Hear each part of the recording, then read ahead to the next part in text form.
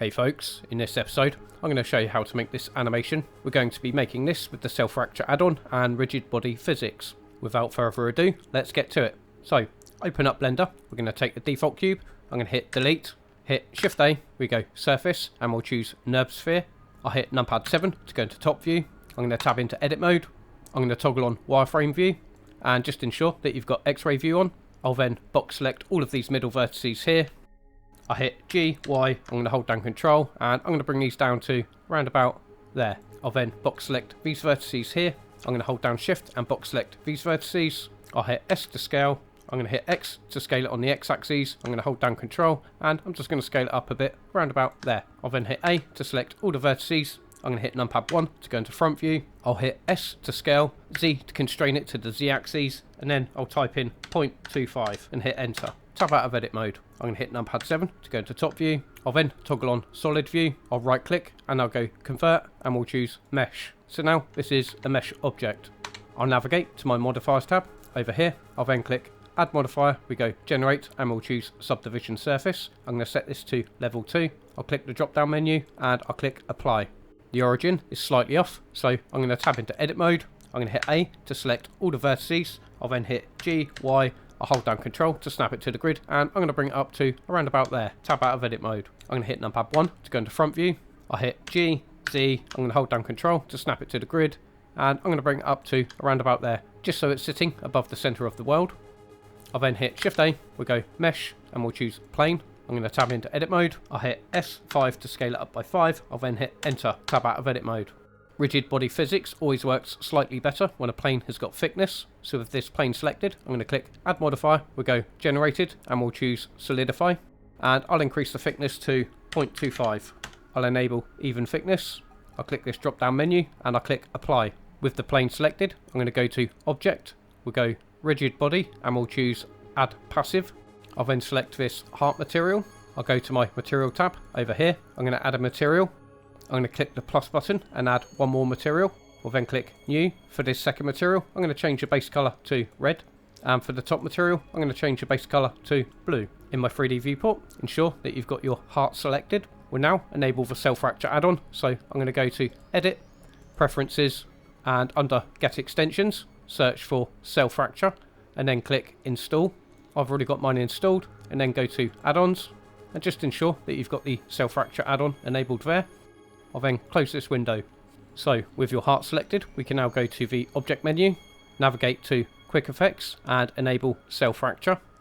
I'm going to set my source limit to 200, and this is how many times your object will be fractured. I'll also increase the noise to 0.25, and that will give a bit of randomness to the cell fracture. We'll then locate material, and I'm going to set this to 1. So this represents the index slot for each material. So if I navigate to my material tab over here, this top material will be material 0, and that will be the outer material, whereas the second material will be material 1, and that will be the inner material. I'll then go back to my cell fracture, and I'll click OK. I'll navigate to my outliner. I'll increase this window. I'll hide the original mesh from the viewport. I'll then hit M to move.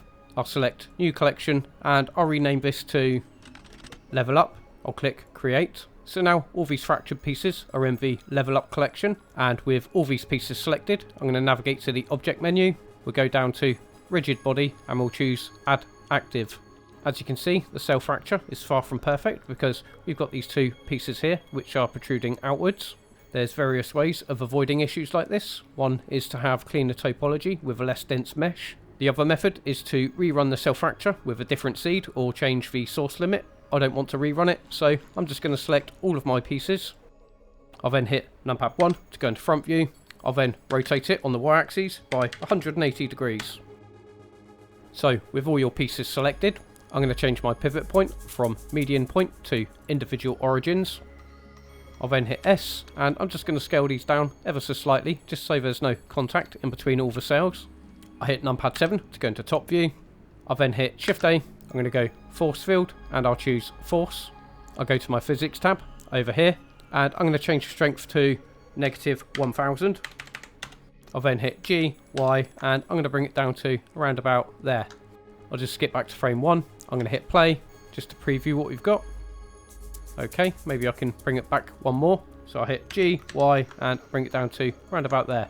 For the first 10 frames, I don't want any strength on this force field, so I'm going to set my strength back down to 0. I'm going to ensure that I'm on frame 1. I'll then add a keyframe on the strength. I'll then skip to frame 10. I'll add another keyframe on the strength set to 0. I'm going to skip forward 5 more frames, so we're on frame 15. I'll then change the strength to -1000. I'll add a keyframe there. And now if I hit play, you should see that the heart falls and then it gets sucked away. Maybe the strength on the force field is a bit strong, so I'm going to go to frame 15 and I'm going to reduce the strength to -500. And with my cursor over that strength, I hit I to replace the keyframe. I'll just skip back to frame 1. I hit play and I'll just preview the animation. Okay, I'm happy with that. I think these pieces are moving a bit fast, so I'm going to skip back to frame 1. I'm going to go to my outliner. I'll select the bottom fractured piece. I'll scroll all the way up to the top. I'm going to hold down Control, Shift, left click, select the top one. And that should select all of the pieces. I'll then hold down Control and select the top one again. And that will make that one the active object. I'm going to increase this window. Now the mass is set to 1 kilogram. And I want all of these set to 5. And to change the mass of all of these at the same time, I'm going to hold down Alt. I'm going to click in the mass. I'll let go of Alt. I'll then hit number 5. I'll hit Enter.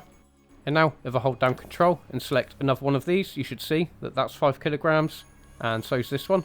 So that's worked. Excellent. I'll then skip back to frame 1. I'm going to hit play. Okay, maybe I can increase the strength of this force field. So skip back to frame 15. I'll go back to my force field, and I'm going to increase the strength to -1000. I'll then hit I to replace that keyframe. I'll just skip back to frame 1. I'm going to hit play. Okay, excellent. This looks a bit uniform at the moment, so I'm going to add a turbulence. Shift A, we go force field, and we'll choose turbulence. G, Y, I'm going to hold down Control, and I'm going to bring it down to around about there. I'm going to change the strength to 1000. I'll increase the size to 2. Ensure that we're on frame 1. I'm going to hit play, and just preview that. Okay, maybe I can bring the turbulence a bit closer to the heart. Maybe something around there. Skip back to frame 1, hit play. I think I'll increase the strength, so for the strength I'm going to set to 2000. I'll skip back to frame 1, I'll hit play. Again, I want to keyframe the strength of this turbulence, so on frame 10 I'm going to set the turbulence strength to 0. I'll add a keyframe here. I'll then skip to frame 15. I'll set the strength of the turbulence to 2000. I'll add a keyframe here. I'll skip back to frame 1. I'll just hit play to preview the animation. Okay, so we got this bit hanging around up here. So I'm going to skip back to frame 15, and for the turbulence I'm going to set the strength to 1500. I'll hit I to replace the keyframe. I'll skip back to frame 1 and I'll preview the animation. Okay, that's looking quite good. So now I want to skip to frame 1. I'm going to re-enable the original heart object. And where I shimmied the fracture objects around, I need to just ensure that my heart is in line with all the fractured pieces. So I'm going to select this heart object. I'll just hit G, X, and I'm just going to shimmy this across just to ensure that everything's encapsulated. Maybe I can hit S just to scale it up slightly. Okay, I'm kind of happy with that. So I'm going to hit numpad 7, numpad period, and that will align the view to the selected object in top view. I'll then hit Control Alt numpad 0, and that will align the camera to the viewport. I'll then select my camera. I'll then go to my object data tab over here, and I'll increase the Z location on my camera just to ensure that everything's in frame. I'll then select the heart object on frame 1. I'm going to add a keyframe on the Z location and the Y rotation. I'll then hit play just to see when the last piece leaves the frame. So it's around frame 74. So now I'm going to skip to the last frame.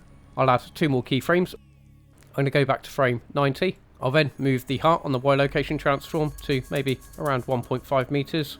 And I'll also drag it up on the Z location to around about there, just so it leaves the frame. I'll then add keyframes on the Y and Z location transforms. And now if I hit play, you should see that that slams down and it rises up. Okay, excellent. So with the heart selected, we're going to go back to frame 1.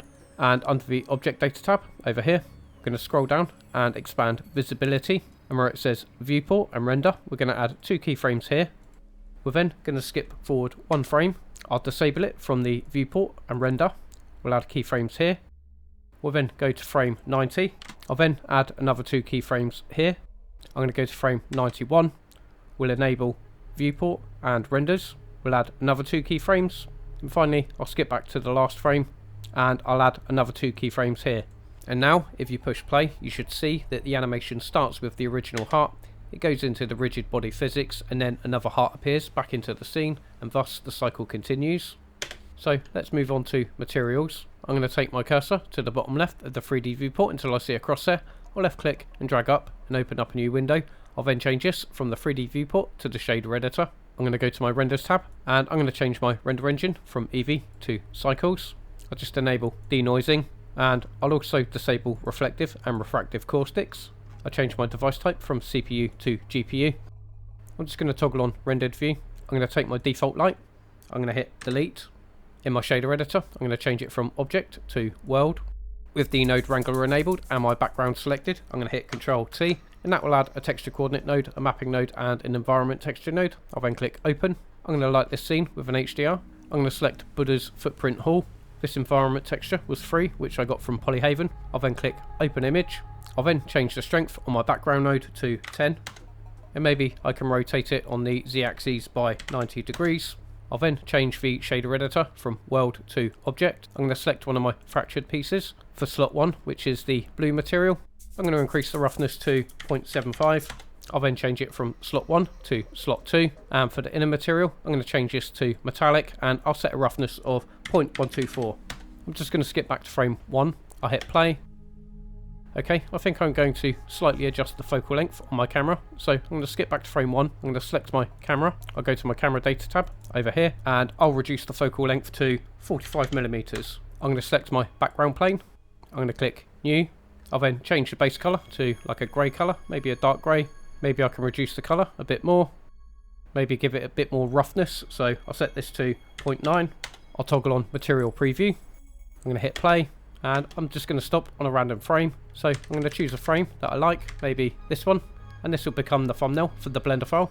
I'll then go to File, Save As, and I'm going to save my project as like and subscribe. Thanks folks, you absolute legends. And then click Save As. There's one last step. We'll skip back to frame 1. I'll then navigate to the Scene tab over here. I'll then expand Rigid Body World. Under Cache, I'm going to change my simulation end frame to frame 121. I'll then click Bake All Physics. I'll go to my Output tab over here, click this folder icon, select the file location where you want to save your image sequence, and then click Accept. For this animation, I'm going to set the file format to PNG, set to RGB at 8-bit. That should be absolutely fine. I'll then hit Ctrl S to save the project, and then it's simply a case of hitting Ctrl F12, and that will render out your image sequence. If you enjoyed this tutorial and you want to dive deeper, click this next episode. Stay sharp, have a great day, and level up.